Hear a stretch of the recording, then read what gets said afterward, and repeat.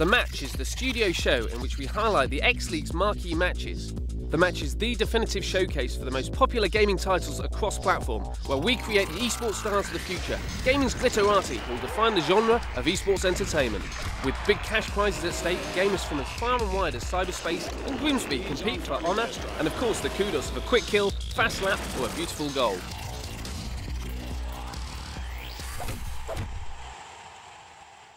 Hello and welcome to The Match, the show that brings you the very best from the X-League.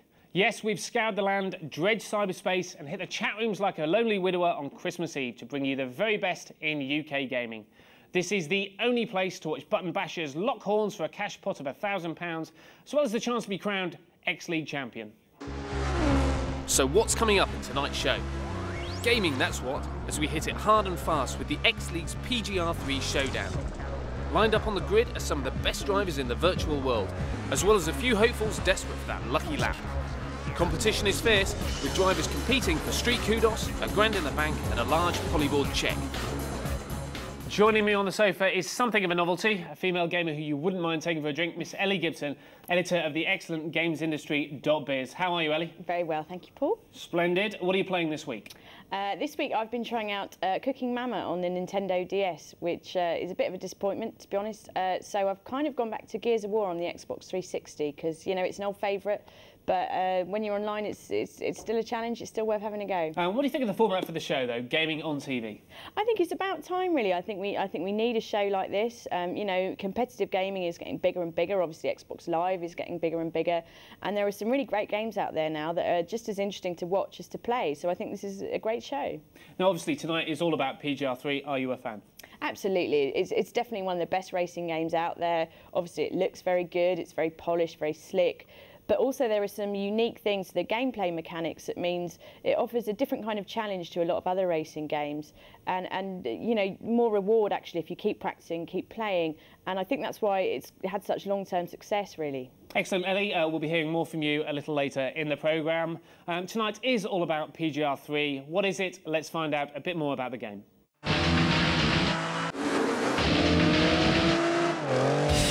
Project Gotham Racing 3, to give it its full title, is the most popular next-generation racing title currently on the circuit.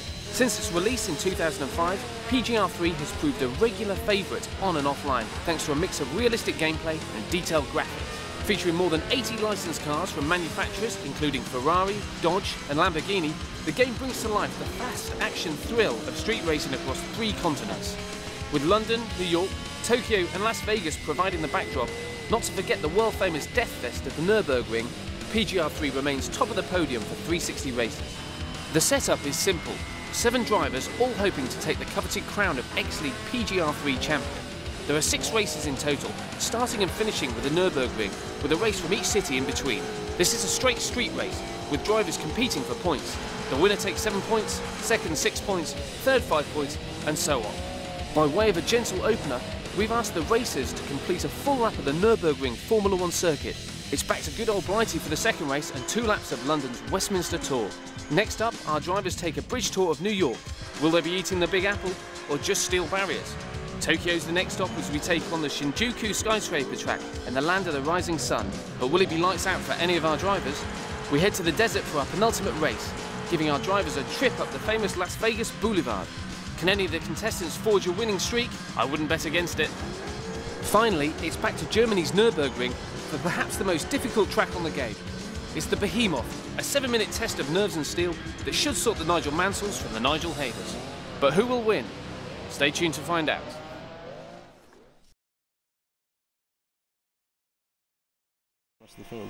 Boyston racking up the kudos. 806 gets the combo there. Absolutely flying around the track. He's not flying fast enough, obviously, because here in the GTR1 Coupe, we have Champion. Kudos for show, wins for dough. It's all about the first over the line. All the skids and tricks ultimately mean nothing at the end of the day. And Champion's the man. Champion going into his second lap of a 2-lap race around the full F1 circuit. Taking this corner very, very wide. Champion known to use some of the tips and tricks around the course. Champion in the background likes his very low car level angle.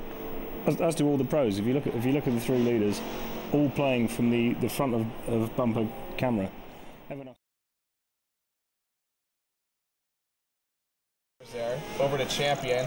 He's in fourth place. Close. Oh, and Dumbthorn is absolutely totaled there.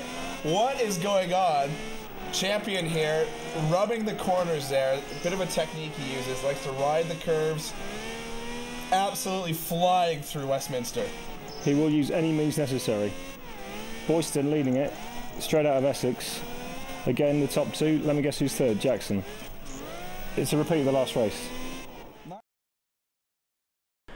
Not quite first, but you know what? You had a lot of tough competition today. What are your thoughts on that?